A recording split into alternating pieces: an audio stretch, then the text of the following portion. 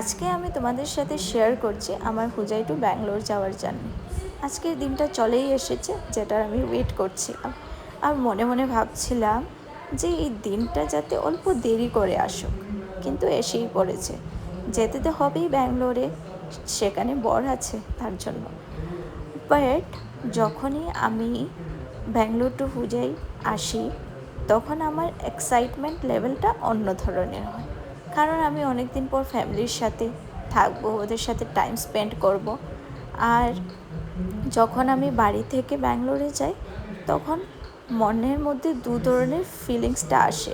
একটা দুঃখ আর একটা হচ্ছে হ্যাপিনেস, কারণ অনেক দিন পর বরের সাথে মিট করব।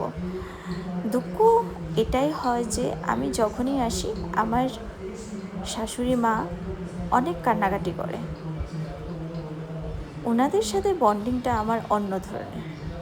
আমার মা বাবা নেই, আমার শ্বশুর শাশুড়িকেই আমি মা বাবা বলেই মনে করি। ওদের যত্নতে কোনো ত্রুটি রাখি না। আমি এটা ভাবি ভবিষ্যতে ওদেরকে যতটুক পারি আমি এতটুকুই ওদেরকে সাপোর্ট করে ওদেরকে সামলিয়ে যাব, আমি যতটুকু পারি।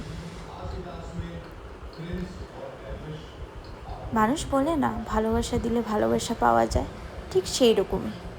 আমি ওনাদেরকে খুব ভালোবাসা দিই, অনেক শ্রদ্ধা করি, আর ওরাও আমাকে অনেক ভালোবাসে। তার জন্য বাবা আমাকে সবসময় পিক আপ অ্যান্ড ড্রপ করতেই আসে। আমি বাবাকে সবসময়ই বলি, তোমাকে আসতে হবে না গুয়াহাটিতে, আমি নিজেই এসে পড়বো ঘরে। কিন্তু বাবা মানে না, বাবা সবসময়ই আমাকে পিক আপ করতে অ্যান্ড ড্রপ করতেই এসে পড়ে। বাবা হচ্ছে সুগারের পেশেন্ট। বাবার অনেকটা বেশি শরীর খারাপ থাকে, কখনো বিজনেসের স্ট্রেস থাকে, তারপরেও বাবা আমাকে ছাড়তে আসে। 3 ঘন্টা জার্নি করে আমি গুয়াহাটিতে পৌঁছই। গুয়াহাটিতে পৌঁছানোর পর আবার ব্যাঙ্গালোরে 3 ঘন্টা জার্নি। আমার পুরো দিনটাই চলে যায় জার্নি করতে করতে। আর আজকের ফ্লাইটটা অনেকটা বেশি ডিলে ছিল।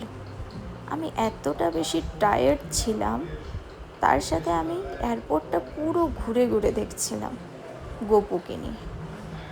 2:02 বাজে, মানে সকাল হয়ে, মানে পরের দিন, সকাল হচ্ছে না, মানে পরের দিন হয়ে গেছে। আমি এয়ারপোর্টে বসে বসেই ভাবছিলাম, যখন আমি ফ্লাইটে উঠবো তখন আমি টানা একটা ঘুম দেব। সেটাই হলো। আমি ফ্লাইটে উঠে পুরো 3 ঘন্টা ঘুমিয়েছিলাম। ব্যাঙ্গালোর আসার 20 মিনিট আগে আমার ঘুমটা ভাঙলো। তারপর তখন বাজে 2:02। ব্যাঙ্গালোর পৌঁছেও গেছি, বরের জন্য ওয়েট করছিলাম। সেখানে আমার এত গন্ডগোল লেগেছিল।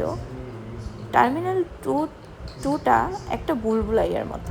আমি একদিকে যেতে গিয়ে আরেক দিকে চলে গেছিলাম। কোন দিকে যাব বুঝে পারছিলাম না। তারপর সিকিউরিটিকে জিজ্ঞেস করে বাইরে আসলাম।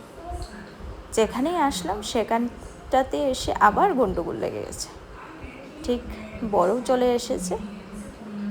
তো এখন যাচ্ছি বাড়িতে, অনেকটাই বেশি লেট হয়ে গেছে। দেখা হচ্ছে নেক্সট ব্লগে। টাটা।